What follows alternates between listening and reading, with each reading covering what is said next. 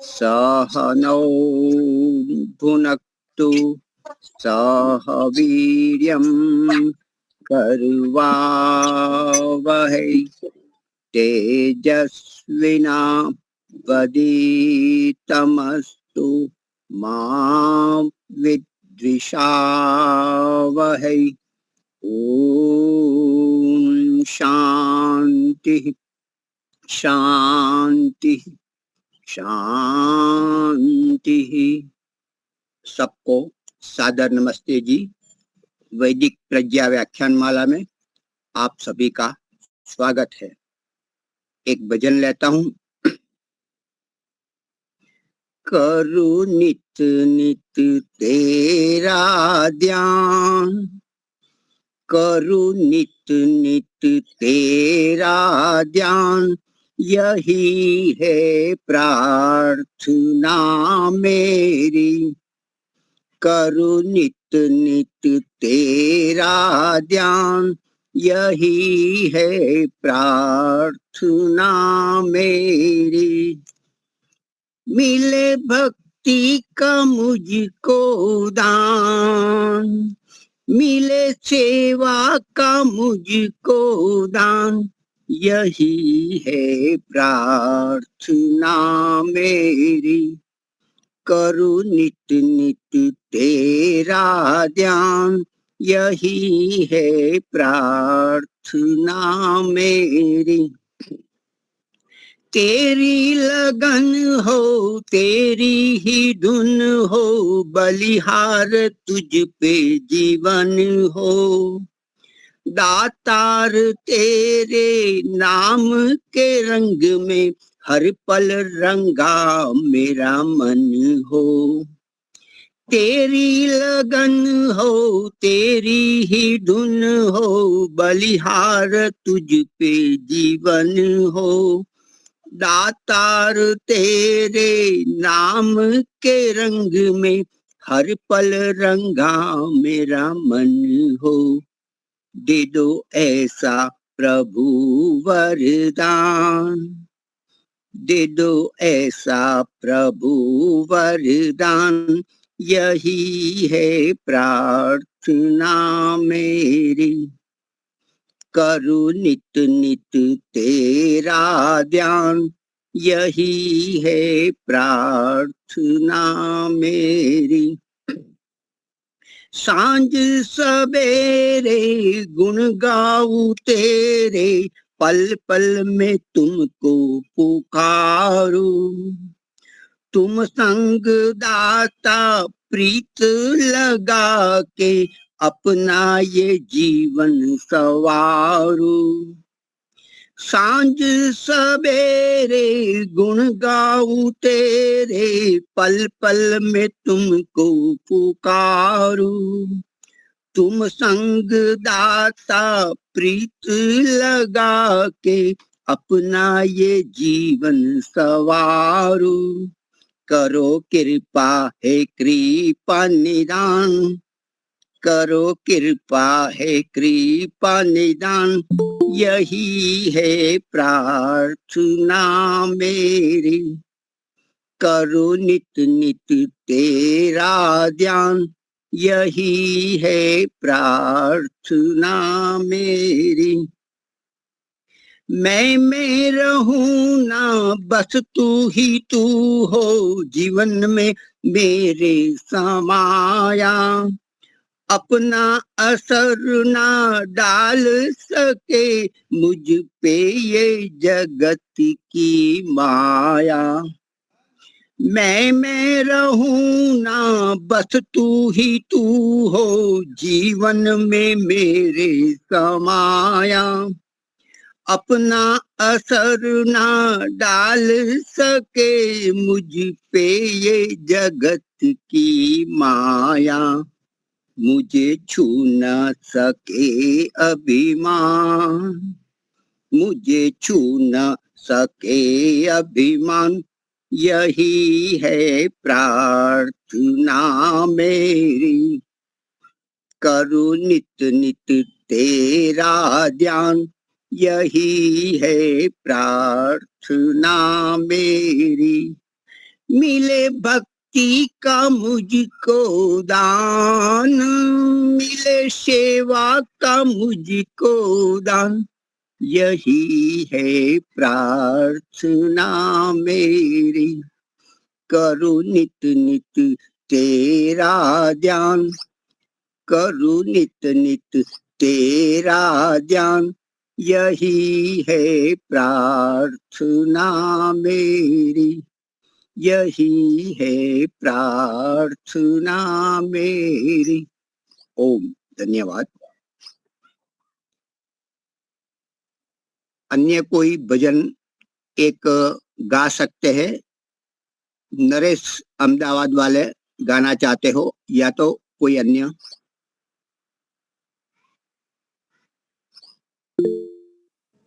कमलानो पर करो कोशिश दबाने की, टिका कर हाथ कानों पर करो कोशिश दबाने की, तुम्हें आवाज आएगी प्रभु के कारखाने की। सदा दिन रात चलती हैं मशीनें, कौन सी अंदर, सदा दिन रात चलती हैं मशीनें, कौन सी अंदर, उबलने की रगड़ने की ध्वनि, पिसने पिसाने की, टिका कर हाथ कानों पर करो कोशिश दबाने की। न गेहूं में न चावल में न सब्जी में न दालों में, बदन में खून बनता है, विधि क्या है बनाने की। वदन में खून बनता है, विधि क्या है बनाने की, टिका कर हाथ कानों पर करो कोशिश दबाने की। लहू से मांस मज्जा से बने हड्डियों के ढांचे से, पलस्तर करके चमड़ी का कला देखी सजाने की, पलस्तर करके चमड़ी का कला देखी सजाने की, टिका कर हाथ कानों पर करो कोशिश दबाने की। प्रभु के कारखानों में नसों का जाल फैला है, प्रभु के कारखानों में नसों का जाल फैला है, करोड़ों नाड़ियां इसमें नहीं ताकत गिनाने की, टिका कर हाथ कानों पर करो कोशिश दबाने। कि सोचते रहो सोचते रहो, उसकी महिमा अपरंपार है। बहुत बढ़िया। अभी मैं अपने आचार्य शैलेंद्र शास्त्री जी को निमंत्रित करता हूँ वक्तव्य के लिए। ओम 5 सेकंड लेता हूँ। सृष्टि बनाई, ब्रह्मांड बनाया और ये हमारा पिंड बनाया, हम सभी का, सब जीवात्माओं का, और दोनों का सामंजस्य बहुत अद्भुत है। जैसे कुछ नुकसान होता है, कुछ कमी होती है, तो अपने आप ब्रह्मांड में पूर्ति कर लेते हैं अंदर अंदर।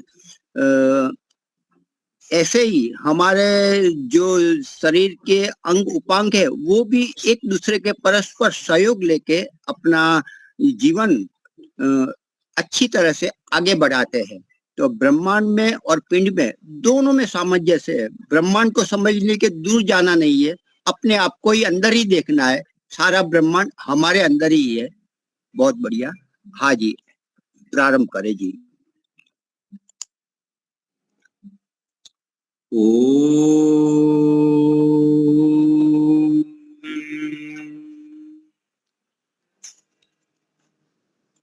समिधाग्निं दुवस्यत घृतैर्बोधयतातिथिम् अस्मिन् हव्या जुहोतना।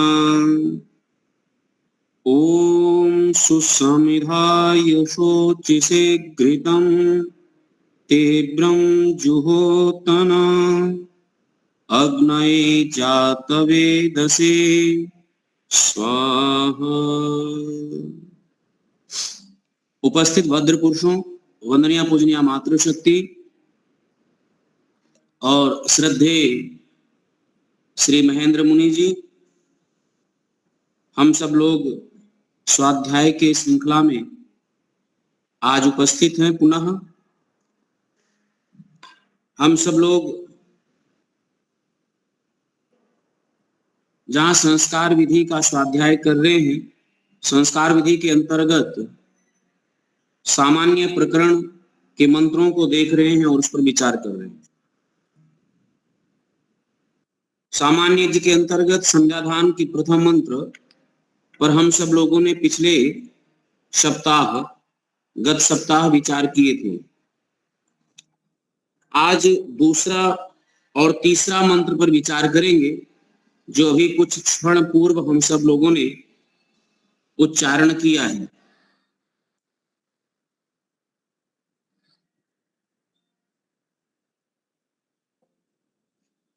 इसमें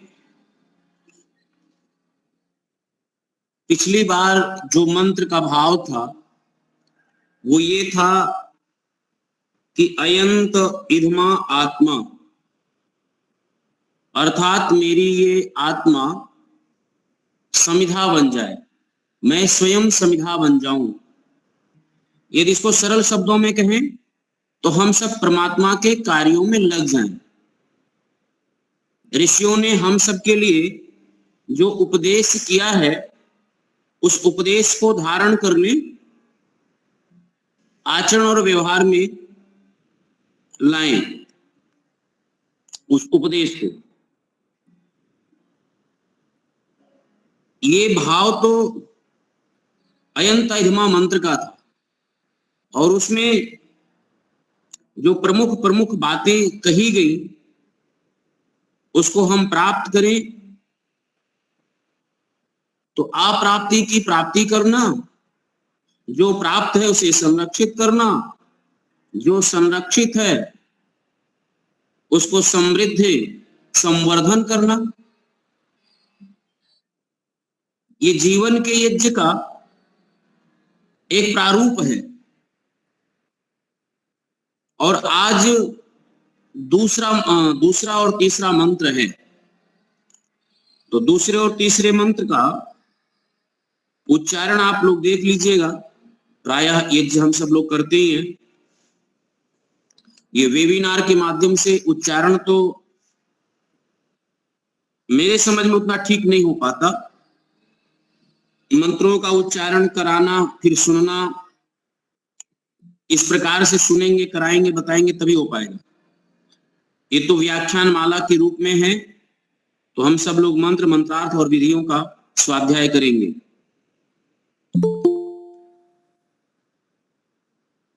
तो मंत्र है ओम समिधाग्नि दुवस्यता घृतैर्बोधयता तिथिं आस्मिन् हव्या जुहोतना। एक एक पद को देख ले और पद को विस्तार से बिठा करके इस पर विचार करेंगे। इसमें से सबसे पहले आप जो संबोधन है उसको पकड़ लें, जिसको संबोधित करके बोला जा रहा मंत्र में। तो वो पद है अग्निम। क्या पद है? अग्निम। अग्निम कह रहे हैं संबोधन करके, अग्निम समिधा दुवस्यता अतिथिम। अग्नि को समिधा के द्वारा दुवस्यता बढ़ाओ।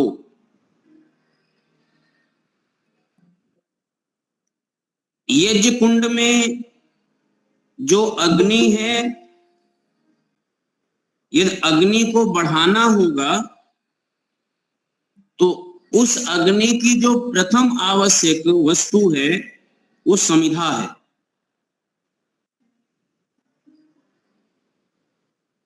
जितनी मात्रा में समिधा होगा और समिधाओं का जितना व्यवस्थित रूप वहां संचित यज्ञ कुंड में होगा, उतना अग्नि प्रदीप्त होती है।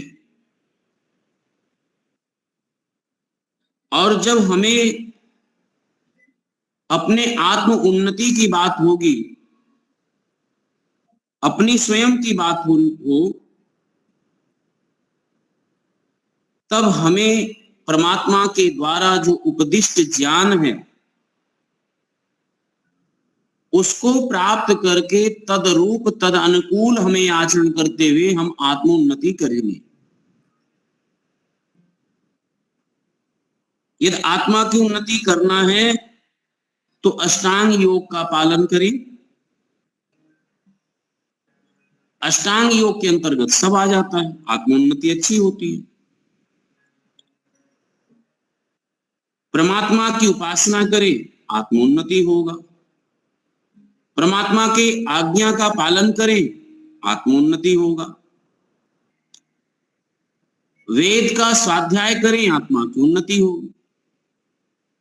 तो आत्मा की उन्नति हम जब स्वयं को समिधा बन जाएं और परमात्मा के कार्यों में लगाएं, तो ये आत्म विकास का एक सत्य पथ है। और अग्निकुंड के अग्नि को बढ़ाना है तो स्वच्छ सुंदर घृत युक्त अपनी समिधाओं को लगाएं तो घृत बढ़ेगा। मंत्र में यही बात है, अग्निम समिधा दुवस्यता। इसको बढ़ाइए। कैसे? तो का अतिथिम घृतैहि बोधयत। अतिथिम घृतैहि बोधयत। कृपया एक एक पदों को हम सुनते जाएं, और जब पद को व्यवस्थित क्रम पद लगाते हैं तो अर्थ स्वयं बोध होने लगता है। मैं एक निवेदन करूंगा, जब वीडियो खुला रहता, आप लोग सामने रहते हैं ना, तो देख करके बड़ा ऊर्जा, हमें उत्साह प्राप्त होता है कि लोग हमारी बात को सुन रहे हैं। और जब वीडियो बंद रहता है तब पता चल रहा है कि आप लोग जो है स्वच्छंद जो तरीके से, मतलब आप हैं, बस अपनी अपनी उपस्थिति दर्ज करा दिए हैं। और वो याद आता है कि जब पढ़ाई का समय अपना याद करें कि क्लास से भागने का जब उपाय सोचते थे, कक्षाओं में बैठना ना पड़े, शिक्षक का लेक्चर ना सुनना पड़े, खाली हमारी उपस्थिति दर्ज हो जाए, तो वो आदत कभी भी कुछ पड़े यहां भी रहता है। शिक्षक से बचने का कोशिश करते ही रहते हैं, जैसे भी वो शिक्षक के सामने ना पड़े, हम उससे बच के रहे। और कहीं ना कहीं ऐसे संस्कार रहता है, इसीलिए वीडियो हम बंद करके रखते हैं। तो लगता है कि दो चार लोग, जैसे दीपालिका बहन जी हैं, कमला बहन जी हैं, तो खोल के रखते हैं, बाकी लोग बंद करके उसी में अपना अपना सब कार्य करते रहते हैं। तो ऐसा नहीं होना चाहिए। वीडियो खुला रहे, सभी लोगों को तद्रूप सुनना चाहिए। स्वाध्याय का फल ये है करने कराने का कि सबका ध्यान हमसे जुड़ा है। तो जो हम मंत्र बोल रहे थे उसमें पदों को बिठाना आसान हो जाता है। जब आप मंत्र के पद को क्रम व्यवस्थित बिठाएंगे तो अर्थ बड़ा अच्छा हो जाता है। तो अग्निम समिधा दुवस्यता अतिथिम, अग्नि समिधा, समिधा के द्वारा अग्नि को बढ़ाइए। अतिथिम कैसे? तो जैसे अतिथि के समान अग्नि को घृतैहि बोधया। ये घृतैहि जो संस्कृत पढ़ते हैं आप लोग जानते हैं, घृति के द्वारा। तो एक पद आ गया है इसमें, जो सबसे प्रमुख पद आया है वो आया, मतलब प्रमुख तो सभी पद हैं, लेकिन एक पद है जिसका नाम है अतिथिम। तो हम लोग इसका अर्थ करते हैं जो तिथि ना हो वो अतिथिम है।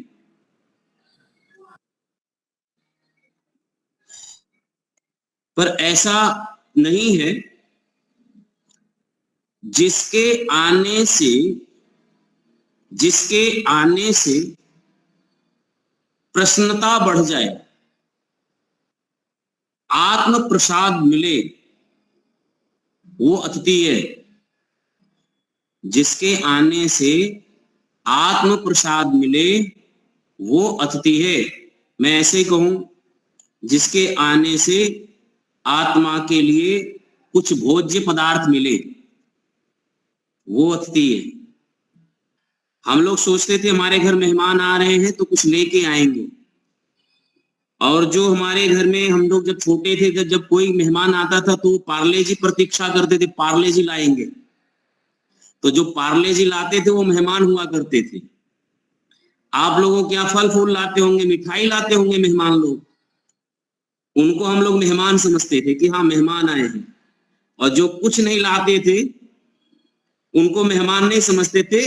बाद में बच्चे कहते थे ये तो ऐसे अंकल जी चले आते हैं, मामा जी चले आते हैं, फूफा जी चले आते हैं। बस इतने ही हमारे संस्कृति में, इतना ही बच्चे को सिखाया गया।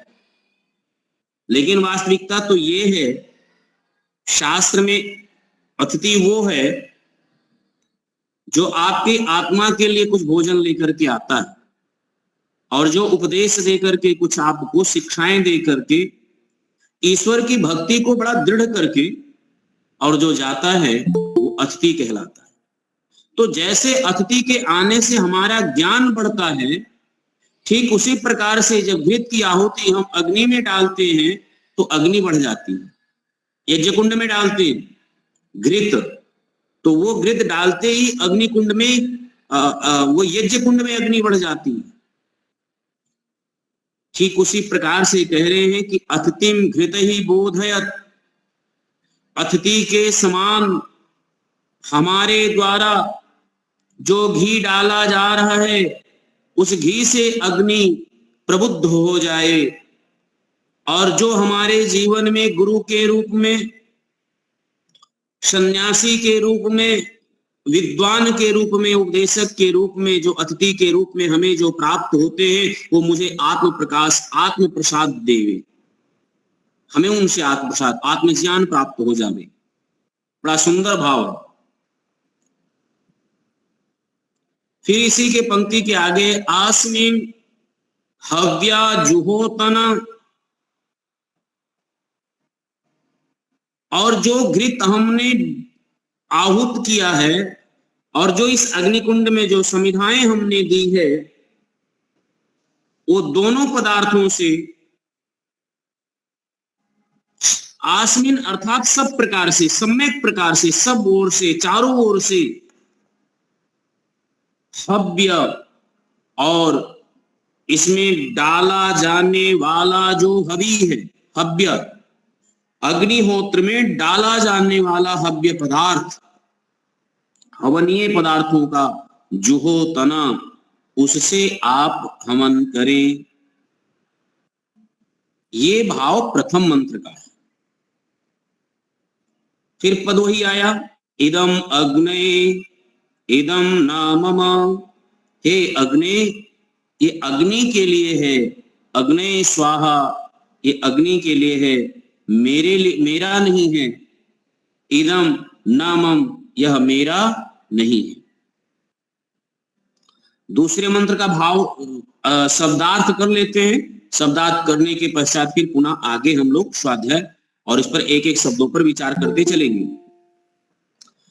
सुसमिधाय शोचिसे घृतं तीव्रं जुहोतन अग्नये जातवेदसे स्वाहा इदम अग्नये जातवेदसे इदं नमः। अब इसकी प्रथम शब्द के पंक्ति को एक एक शब्दार्थ को अलग कर ले। सुसमिधाय, इसमें दो उपसर्ग है, सु सम इधाय। सु कहेंगे सुंदर रूप से, अच्छे प्रकार से, सम्यक प्रकार से।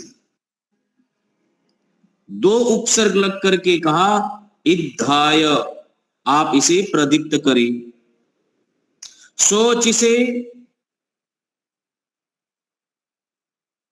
और एक क्रियापद है सोचिषे,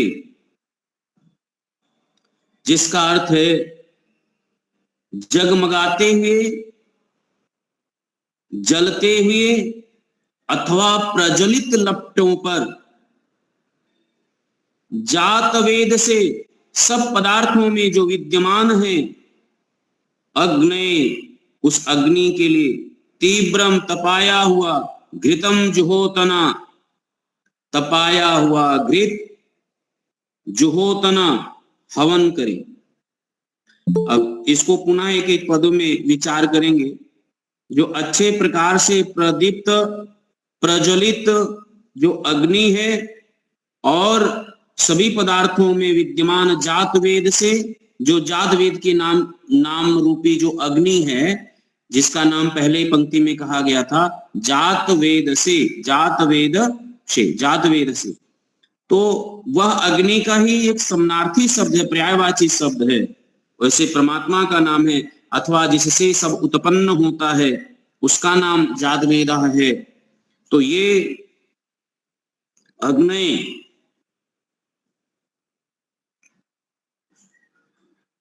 उस परमात्मा के लिए अथवा अग्नि के लिए, यहां मुख्य रूप से अग्नि ही अर्थ होगा, अग्नि के लिए तपाया हुआ घृत से आहुति करे।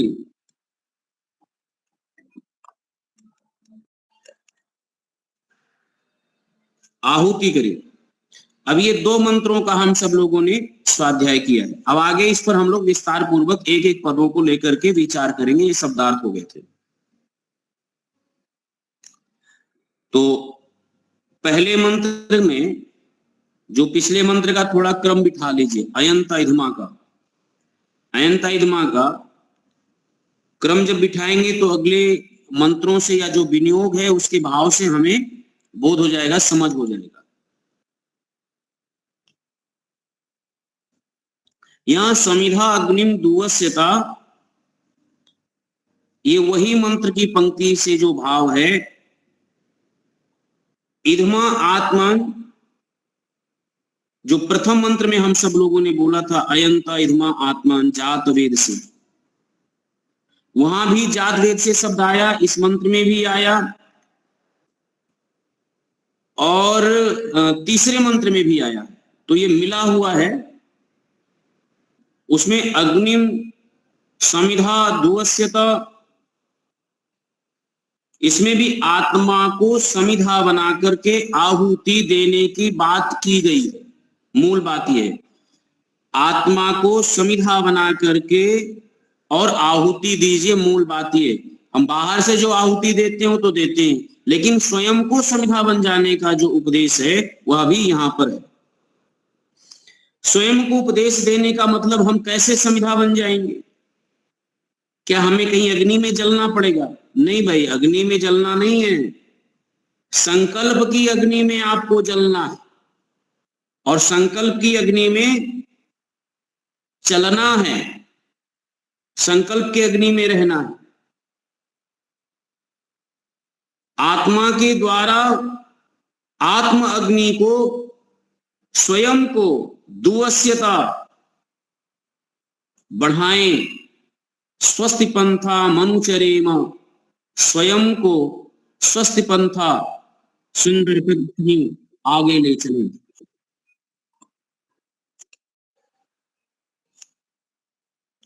स्वयं को आगे ले चले।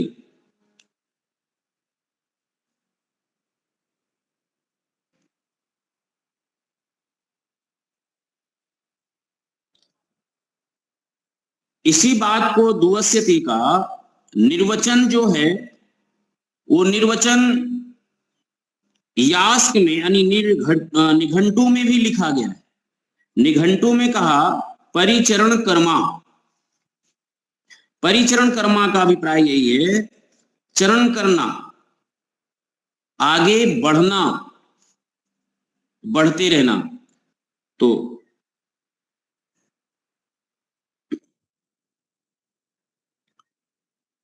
इसी बात को यदि इस मंत्र के अर्थ को समझना है तो एक बहुत प्रसिद्ध सूक्ति है, परोपकारार्थ इदम शरीरम। परोपकारार्थ इदम शरीरम परोपकाराय सताम विभूतयः। तो ये हमारा शरीर किस लिए है? तो कहा हमारा शरीर परोपकार के लिए है। परोपकार का अर्थ है दूसरे के उपकार करने के लिए। क्योंकि मंत्र में तो बड़ा कठिन शब्दों के द्वारा बोला कि आप अपने आप को समिधा बन जाइए।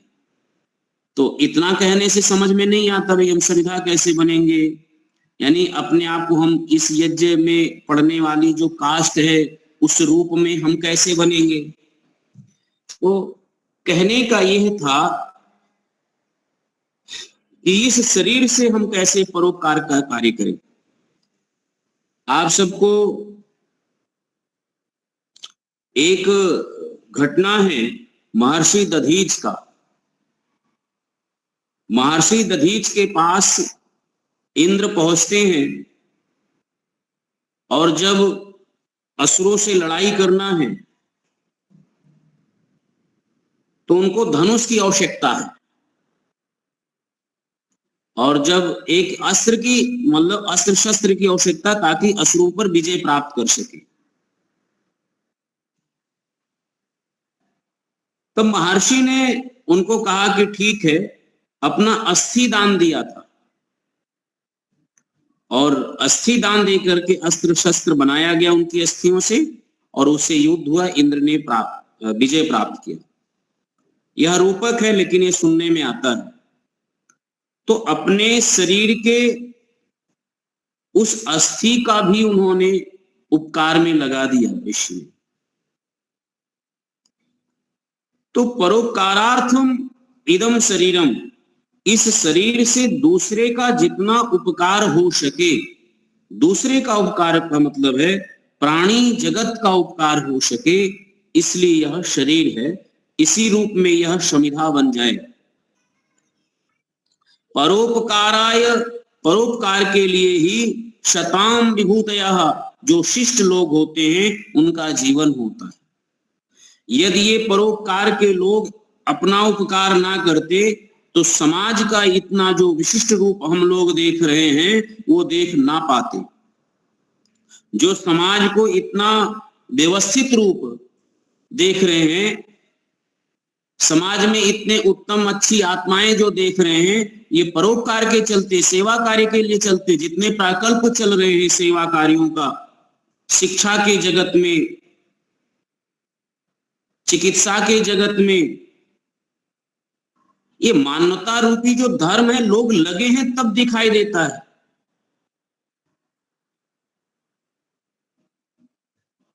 बहुत सारे सेक्टर में लोग परोपकार कार्यों में लगे, छोटा छोटा अपने स्तर से मात्रा बहुत सारा कर रखे।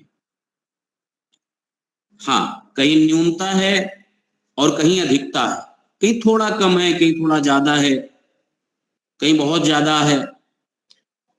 लेकिन हम अपने जीवन से जितना परोपकार कार्य करते हैं उसी से समाज का निर्माण होता है। इसमें प्रमुख अंग जो है परोपकार के लिए, उसमें एक है दान। दान में केवल हम लोग समझते हैं कि केवल द्रव्य का दान, ऐसा नहीं है। समय का दान, सेवा के रूप से आप कुछ श्रेष्ठ कार्य कर सकते हैं। तो समय का दान करें, सेवा के रूप में करें, सहयोग के रूप में करें, ज्ञान और विचार के रूप में करें, कई रूप से कर सकते हैं। थोड़ा धन दे, यह भी दान का ही रूप है, यह भी एक परोपकारी का रूप है। लेकिन इससे बड़ा एक प्रश्न और है, दे कहां, किसको दे? आज लाखों लाखों करोड़ों करोड़ों रुपए ऐसी जगह दान दिया जाता है जहां पर उस पैसे का समाज के लिए काम नहीं आता। बड़े बड़े भवन, बड़े बड़े बिल्डिंगें खड़ी हो रही हैं, बड़ी बड़ी संस्थाएं खड़ी हो जाती हैं दान चंदे के रूप से, और लोग दे रहे हैं, और लोग इस प्रलोभ में देते हैं कि यहां हम दान देंगे तो हमारे पाप धुल उठेंगे, पाप धुल उठेंगे। लेकिन उनके दिए गए पैसे का, उनके दिए गए धन का, उनके दिए गए रुपए का सदुपयोग नहीं होता। और जहां देना चाहिए, जहां सहयोग करना चाहिए, दान आदि, वहां लोग नहीं देते, निकलता ही नहीं, परोपकार होता नहीं। तो दान देने से पहले यह विचार करना चाहिए कि हमारा दिया गया दान क्या विस्तार रूप लेगा इनके पास जाके। ये परोपकार में लगे हुए लोग हैं, दूसरे की सेवा कार्यों में लगे हुए हैं, हमारे एक एक रुपए का जो दिया गया दान चंदा है ये सही जगह लगाएंगे कि नहीं लगाएंगे, यह विचार करके दान देना परम आवश्यक है वर्तमान समय में। मेरे दृष्टि में कहीं भी दान देना विचार करके देना, और जहां देना तो जरूर है लेकिन दान करके देना। तो यह भी एक भाव है मेरे तरफ से कि हमारा जीवन परोपकार के लिए है, और उस परोपकार के लिए जो भी हमारे पास ज्ञान है, धन है, बल है, अनुभव है, या जो शेष समय है, उसमें से कुछ निकाल करके दूसरे का कल्याण और दूसरे का भला करें। ये जो है वो मंत्र का भाव है, आत्म विकास का ये भाव है। प्रारंभिक अवस्था में यदि हम अपने आप को स्वच्छ होना चाहते, तो यदि हमसे कोई पूछे कि हम भाई शास्त्र में प्रवेश कहां से करें, तो पहले हम बताते थे ये पढ़ो, वो पढ़ो, ऐसे करो, ऐसे करो। लेकिन अब हमसे कोई पूछता है कि हम शास्त्र में कैसे प्रवेश करें, तो मैं कहता हूं कि सेवा करो, सेवा से प्रारंभ करो। वो सेवा कैसे प्रारंभ करो? जब भी कोई श्रेष्ठ काम हो तो उसमें सेवा में थोड़ा सा अपना योगदान देना प्रारंभ करिए। क्रिया रूप में जितना आप आगे बढ़ेंगे उससे कहीं ज्यादा आपका कल्याण होगा। शाब्दिक रूप से उतना कल्याण हमारा नहीं होता जितना हमारा क्रिया रूप से योगदान में कल्याण होता है। वर्तमान समय में हमारे वैदिक विचारों में, वैदिक समाजों में हम लोगों ने क्या कर रखा है कि कुछ दान और चंदा की रसीदें काटा करके और अपने कर्तव्य नैतिक जिम्मेदारियों से मुक्ति पा लेते हैं। समाज में भीड़ नहीं दिखती, लोग नहीं दिखते, आते नहीं, और यहां तक जो यज्ञ कुंड है, उस यज्ञ कुंड के पात्रों को साफ करने के लिए, यज्ञ कुंड को साफ करने के लिए लोग लड़ते हैं। और मैंने अनेक संस्थाओं में देखा है कि वहां एक ईंट पहुंचा दिया, एक पात्र धुल दिया, तो समझता है मैंने एक पुण्य कार्य किया, और उसके लिए आगे बढ़ चढ़ करके नाम लिखाते। और हमारे समाज में उसके लिए आदमी को लगाना पड़ता है, और आदमी को क्या किराए के पैसे पर लगाना पड़ता है। सेवा का कोई महत्व नहीं है। सेवा को देखना है तो स्वर्ण मंदिर चले जाइए, स्वर्ण मंदिर, वहां सेवा का कार्य, या किसी गुरुद्वारे में जाइए, वहां सेवा का कार्य देखिए, निरंकारियों के पास जाइए, सेवा का कार्य देखिए। वो क्रिया रूप में करते, क्रिया रूप में करने पर आत्मसंतोष विशेष करके होता है। तो परोपकारार्थ का इतना सरल अर्थ नहीं है जितना हम लोग सोचते हैं। कभी भी कहीं भी अवसर मिले और समय दिखता हो तो अहंकार को त्यागना है तो सेवा कार्य अब कर लीजिए। आपको पता लगेगा कि अहंकार क्या है। जिस घमंड में हम लोग बैठे रहते हैं, ये अहंकार है कि एक दूसरे से मिलने नहीं देता, ये अहंकार है कि एक दूसरे से संवाद नहीं होने देता, ये अहंकार है मैं क्यों बोलूं इससे, मेरे पास क्यों जाऊं, मैं इतना बड़ा, मतलब अंदर से कुछ ना कुछ भाव रहता है, मैं अपना सोसाइटी मेंटेन कर रखा हूं। अरे मानवता की सोसाइटी मेंटेन करिए, पुण्य की सोसाइटी मेंटेन करिए, और उसको ठीक से करेंगे तो ये हमारे आत्म विकास, आत्म उन्नति के लिए नहीं, जन्म जन्मांतर में साथ देने के लिए कुछ अर्जित हो जाएगा हमारे पास।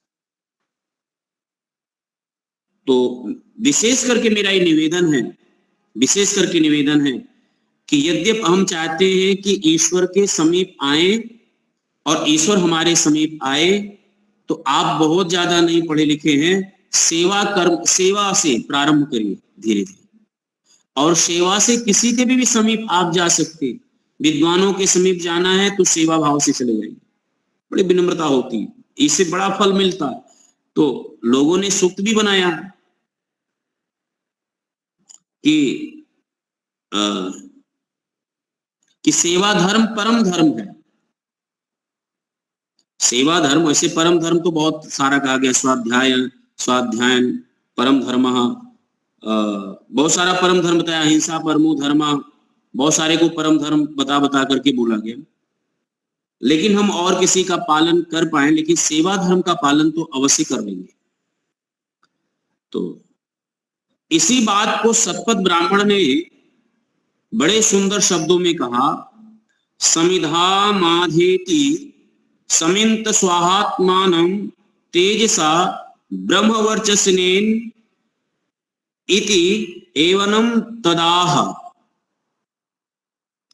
अर्थात आचार्य ब्रह्मचारी से कहते हैं कि समिधा का आधान करके स्वयं को ब्रह्मचर्य तेज से प्रदीप्त हो। यह ब्रह्मवर्चस और तेज को लोक कल्याण में लगाना ही कर्म की सार्थकता है, ज्ञान की सार्थकता है, और मेरे स्वाध्याय करने कराने की सार्थकता। इस मंत्र में, यानी जो शतपथ ब्राह्मण में आया है, आचार्य प्रथम उपदेश करता है, कहता है ब्रह्मचर्य तेज से और विद्या के तेज से पहले स्वयं को प्रदीप्त हो जाओ, औरों को भी प्रदीप्त कर लो। स्वयं को भी पढ़ लो, औरों को भी पढ़ाओ। स्वयं को आचरण करो और औरों को भी आचरण कराने के लिए प्रेरित करो। तो ये जो स्वयं वाला बात है, यहां पर वही है परोपकार के लिए, कि हम स्वयं में विद्वान बन जाएं, औरों को भी बनाएं, स्वयं में मेरे पास जो शक्ति सामर्थ्य है वो औरों तक पहुंचाएं, या यहाँ पर विशेष करके यही बात कुछ हितोपदेश में भी, मित्र लाभ में भी इसी का उपदेश किया, जिसका हमने संचय किया है। अवसेन्द्रिया चित्तानाम हस्त स्नानम इव क्रिया दुर्भगाभरण प्रायो ज्ञानम भारः क्रियाम बिना। अर्थात जिन्होंने ज्ञान के द्वारा अपनी इंद्रियां और अपने मन को वश में नहीं किया, उनके कर्म हाथी स्नान के समान व्यर्थ हैं। उनके कर्म भाग्यहीन अथवा विधवा स्त्रियों के द्वारा धारण किए गए आभूषणों के समान हैं। निश्चय से कर्म के बिना तो ज्ञान केवल भार रूप है। यह जो श्लोक है, यह श्लोक का भाव यही है कि हाथी के स्नान जैसा ज्ञान केवल जिसने ज्ञान अर्जित कर लिया और ज्ञान अर्जित करने के बाद उसने परोपकार में नहीं लगा, तो हाथी के स्नान के समान जैसा ही है, वो व्यर्थ है, किसी काम का नहीं है। तो उपकार के कार्य में लगने पर ही आपके ज्ञान की सार्थकता है।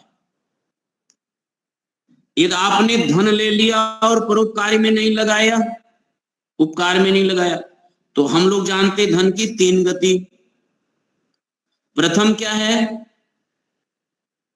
दान, दूसरा भोग और तीसरा नाश।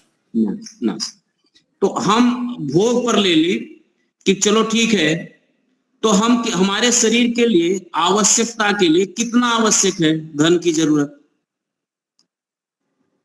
यदि हम अपने व्यक्तिगत जीवन पर देखें तो 2 वक्त भोजन, 2 जोड़ी कपड़े, चलने के लिए साधन और रहने के लिए एक छत चाहिए। बाकी इसके सिवा और क्या चाहिए? इससे ज्यादा हम क्या भोगेंगे? इसके ज्यादा भोगने के अलावा विलासी है। तो बच्चा तो उसका क्या करेंगे? तो दान तो कर नहीं रहे हैं, तो फिर करेंगे क्या? होगा क्या? तो सीधी सी बात है, उसका क्या होना है, जो तीसरी गति है वो होगा ही होगा। इसलिए जितने भी प्रबुद्ध लोग हुए हैं उन्होंने कहा कि जिसकी चिंता दिन रात लोग करते हैं, तो हमारे यहाँ कहावत है, पूत कपूत तो का धन संचय और पूत सपूत तो का धन संचय। जिसके लिए व्यक्ति लोग धन को अर्जित करने में अपना समय, बल, सामर्थ्य, संचय सब लगा रहे हैं, तो उनसे पूछिए धन की 3 गति है। प्रथम गति क्या? दान, दूसरा भोग और तीसरा नाश। यद्यप आपने भोग के बाद सोचा कि हम अपने पुत्र पौत्र और वंशों के लिए इतना आएंगे, तो उनसे पूछिए, जितने प्रबुद्ध लोग हैं, बहुत सारी कंपनियां जिन्होंने अपने पुत्रों को लिए दे दिया, वो लोग रो रहे हैं, क्योंकि पूत होगा तो धन वो संचय कर लेगा, पूत सपूत होगा। और यदि पुत्र कपुत्र निकल गया तो जितना आपने ताउम्र कमाया है उसे बर्बाद कर देगा। पुत्र सुपुत्र निकला तो अच्छा निकल जाएगा।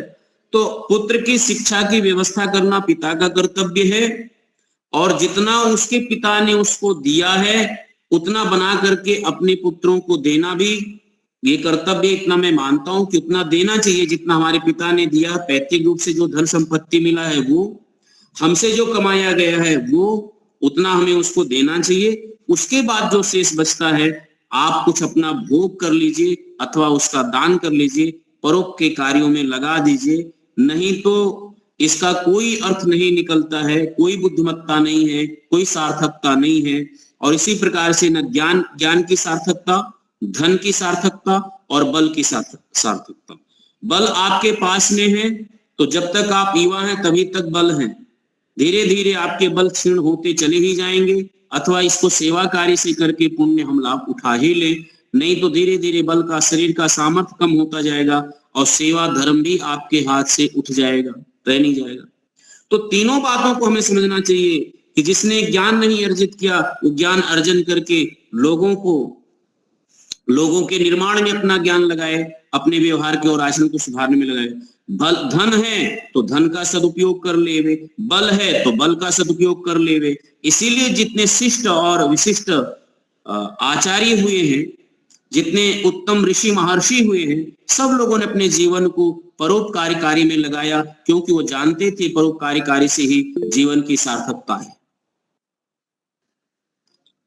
इसी बात का यजुर्वेद में देखिएगा, बड़ा सुंदर जो है वो उपदेश है। अविद्यमाना तिथिर यस्य यजु।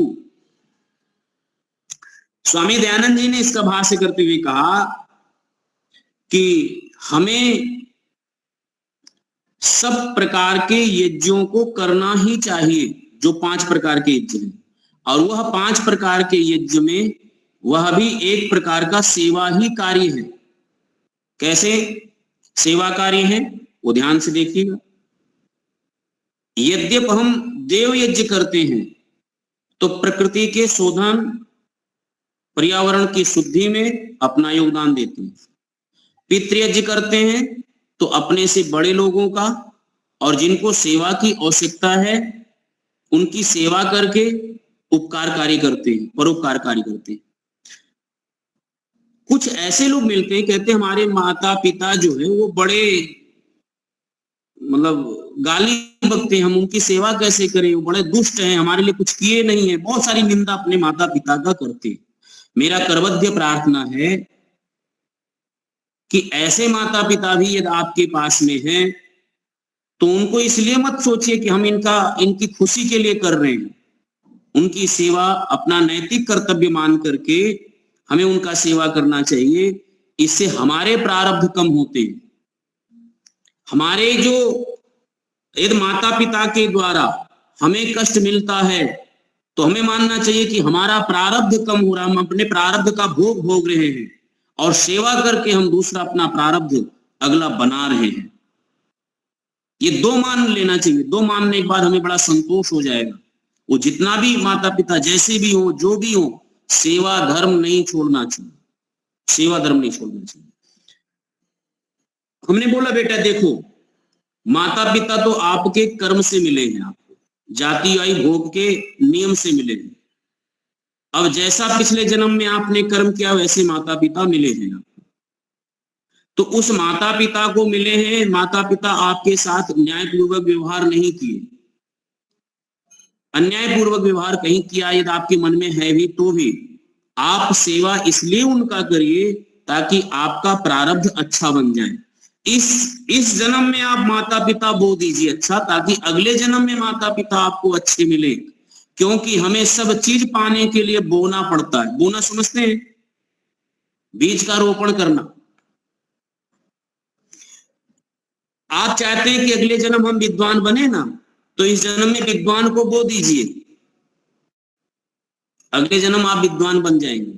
इस जन्म चाहते हैं कि माता पिता अच्छे नहीं मिले, अगले जन्म में माता पिता अच्छे मिले, तो इस जन्म में माता पिता बो दीजिए। अब बोएंगे कैसे, ये भी बड़ा भावनात्मक बात है। बोने का मतलब ये है कि माता पिता के साथ आप पुत्र के पद पर हैं, हम ही हैं, परमात्मा ने हमें पुत्र के रूप में नियुक्त किया है। तो उनके द्वारा जो भी आचरण व्यवहार हो रहा है मेरे साथ, उसको ना देखते हुए भी उनकी सेवा, शुश्रूषा, भोजन, औषधि, आवास सबकी व्यवस्था में यथा योग्य करना चाहिए। एक ना एक दिन आप देखिएगा कि अगले जन्म में, अगले जीवन के लिए आपने बहुत अच्छे माता पिता तैयार कर लिए, फसल बहुत अच्छी होगी। परमात्मा न्यायकारी है और अवश्य देगा, परमात्मा आपको अवश्य देगा। देखिए शास्त्रों में ऋषियों ने जो उपदेश दिया या बताया है उसके पीछे बड़ा तथ्य और रहस्य रखा है। वो हमारे इस जीवन में अभी तत्काल में नहीं समझ में आता, लेकिन आगे जाकर के बहुत समझ में आता है। तो जैसा माता पिता अगली बार भाई बहन बोना है तो भाई बहन के साथ अच्छा व्यवहार करिए, अगले जन्म में भाई बहन बहुत अच्छा मिलेंगे आपको। तो अवसेन्द्रिय चित्तानाम हस्त स्नानम एव क्रिया दुर्भगाभरण प्रायु ज्ञानम भारः क्रियाम बिना। तो हम अपने ज्ञान का, धन का और बल का, ये तीनों का समय रहते, समय निकल गया तो तीनों का सदुपयोग नहीं, समय रहते इसका हम सदुपयोग कर लेवें, इस कार्यों में ना चूके। ये यज्ञ की बहुत बड़ी मूल भावना है। और इसमें कहा घृत ही देवव्रतम वही घृतम बोधयत, ज्ञान पूर्वक इसका हम पालन करें। तो एक और सूक्ति है, इसी में जोड़ने का प्रयत्न करते हैं। श्रद्धावान लभते फलम, आप सभी लोगों ने सुना है। कोई भी कार्य कर रहे हो तो श्रद्धा से प्रारंभ करें। जैसे पूछते हैं भैया हम तो ज्यादा पढ़े लिखे नहीं, हमें ज्यादा उपदेश आता नहीं है, और जो वैदिक प्रवचन होता है बड़ा कठिन प्रवचन होता है। हम लोग तो सरल प्रवचन सुनते हैं, बहुत कठोर प्रवचन सुनने के तो आदि नहीं है। वैदिक विद्वान जो आते हैं वो बहुत कठिन शब्द, बड़ा कठिन उपदेश देते हैं। तो मैं उनसे विनम्रता पूर्वक प्रार्थना करता हूं, और प्रार्थना ये करता हूं कि भैया देखो, 3 बातें विश्वास करो, आपको वैदिक धर्म में बड़ा प्रगति हो जाएगी बहुत जल्दी। वो ये, एक तो आप सेवा धर्म प्रारंभ करो, सेवा करो। दूसरा, जो भी कार्य कर रहे हैं उसको श्रद्धा से करिए, श्रद्धा से करिए। आपको समझ में आता नहीं आता, बड़ी श्रद्धा से करिए। और धीरे धीरे आप देखेंगे साल 2 साल में स्वयं ईश्वर आपके अंतःकरण में ऐसी प्रेरणा करेगा, ऐसा ज्ञान देगा, ऐसा उत्साह, ऐसा आनंद, ऐसे लोगों से मिलाता रहेगा कि आपका आपके ज्ञान की प्रगति जो होगी वो अद्भुत हो जाएगी, बहुत अद्भुत हो जाएगी, और आप एक श्रेष्ठ आत्मा में गिनने जाने लगेंगे, श्रेष्ठ आत्मा में। तो जो हम लोगों ने मंत्र के अंतर्गत बोला था कि घृतैर बोधया तिथिम, वह यही प्रकार है कि अपनी संध्याओं को जिस प्रकार से घृत में डुबो करके अग्नि में समर्पित किए हैं, ठीक उसी प्रकार से हे परमात्मा हमारा जीवन आपकी भक्ति से, आपकी श्रद्धा से डूबा हुआ जीवन होना चाहिए। आपकी भक्ति, आपकी श्रद्धा, आप पर विश्वास होकर के मेरा जीवन है तो यह प्रदीप्त अवश्य होगा, अवश्य प्रदीप्त होगा। और यही बात यजुर्वेद में भी ये बात है, अविद्यमाना तीर्थ यस्य यजुः, हम जो पंच महायज्ञ करते हैं उस यज्ञ का भाव ही है ये सेवा भाव, और वो सेवा भाव से ये सब हमें प्राप्त होता है। यही जो है बात, घृतम संदीप्त तेजः ऋगु, तेजस्विता से संपन्न होना चाहिए। अच्छा आप देखिए, जो लोग सेवा करते हैं ना, सेवा, उनके चेहरे में देखिए विनम्रता झलकता है, विनम्रता झलकेगा। और जो लोग ईश्वर में श्रद्धा रखते हैं ना, श्रद्धा रखते हैं, उनके चेहरे से आध्यात्मिकता झलकती है, आध्यात्मिकता।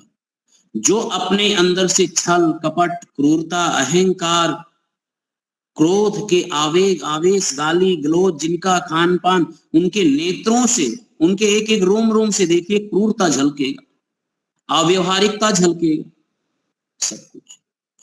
तो जो ये कहा कि प्रदीप्त होना, संदीप्त होना, तो आप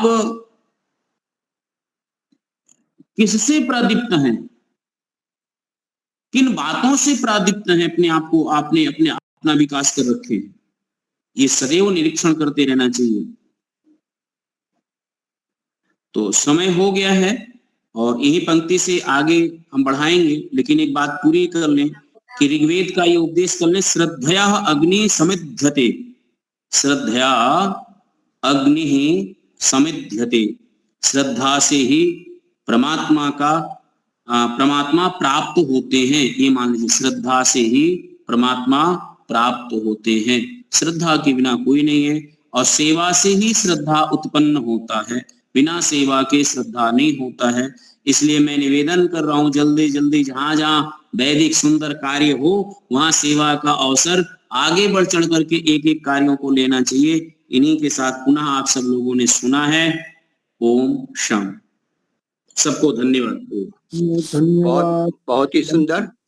अभी बात सेवा की हुई और हमने जरा सोचा था कि हमारे गांधीनगर के एक वयोवृद्ध माता जी है, उनका नाम रेणुका मेहता है, उनको मैं मिलाना चाहता हूँ। उनके घर में मैं बैठा हूँ।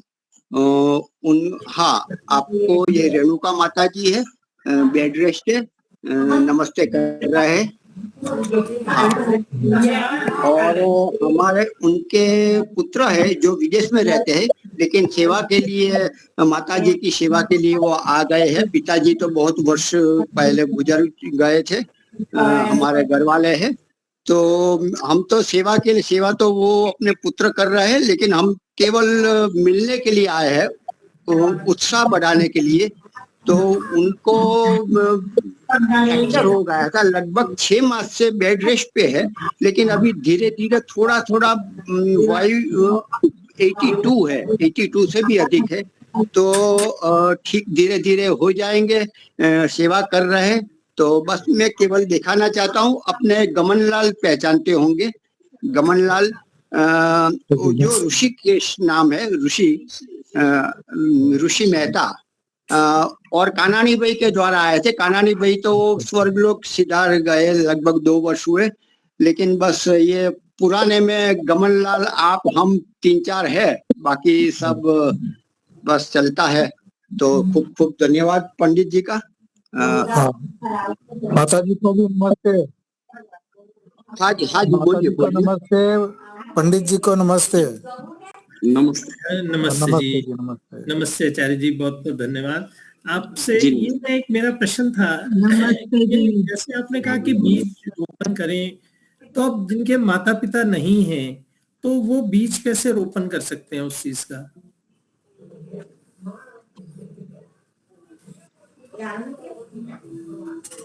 वो दूसरे के माता पिता को ले ले, दूसरे के माता पिता का करे।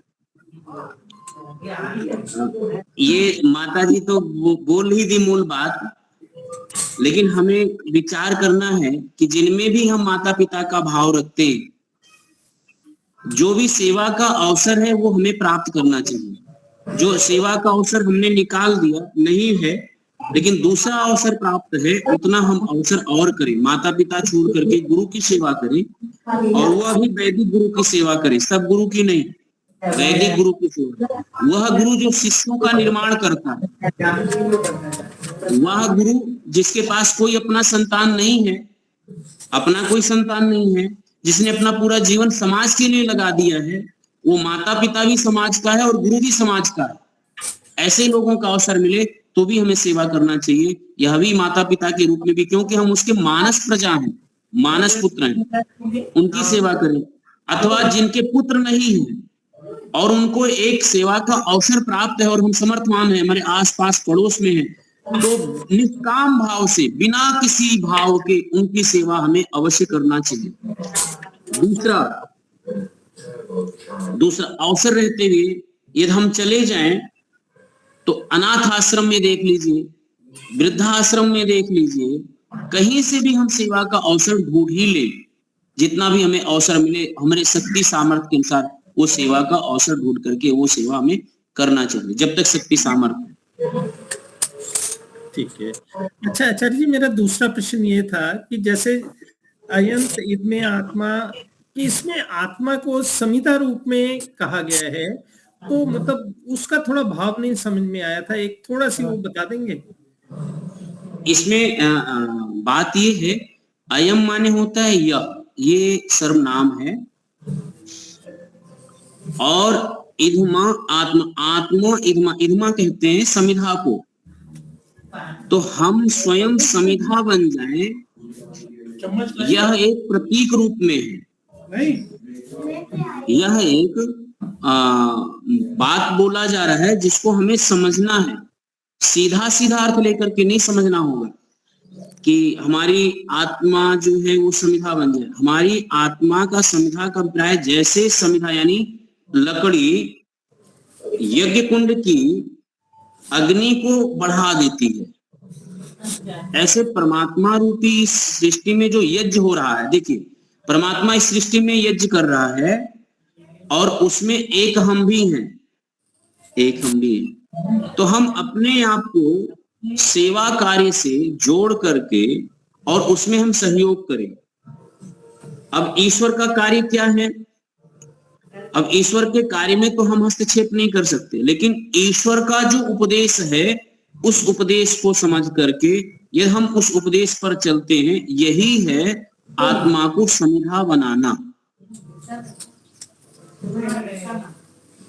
यही है आत्मा स्वयं को समिधा बन जाना। यदि समिधा ना होता तो आप हवन नहीं कर पाते।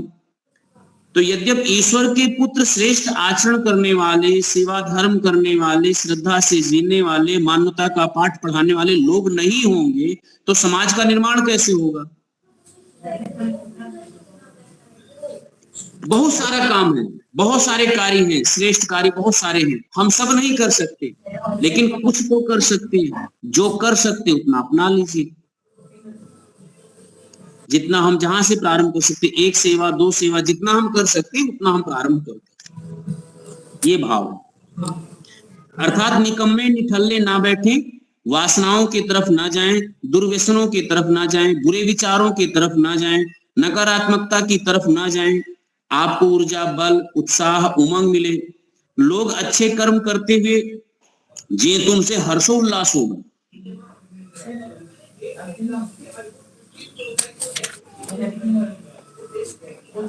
जी रजनीश जी बिल्कुल ठीक बात समझ गया मैं। आचार्य जी, एक ये पितर भी जो है, ये गुरु आचार्य, ये भी पितरों की श्रेणी में आते हैं, ये भी? बिल्कुल, हाँ जी। अब जैसे लेकिन इनको भी पहचानना होगा, इनको भी पहचानना होगा।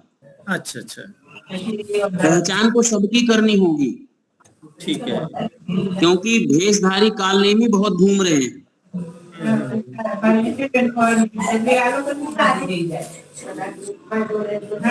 मतलब उनकी सेवा में जैसे उनको जो कार्य कर रहे हैं उसके अंदर सहयोग देना, ये भी एक हमारी तरफ से बीजारोपण हो गया इस चीज का जो है। बिल्कुल हो गया जी, हाँ जी, बिल्कुल। धन्यवाद, धन्यवाद।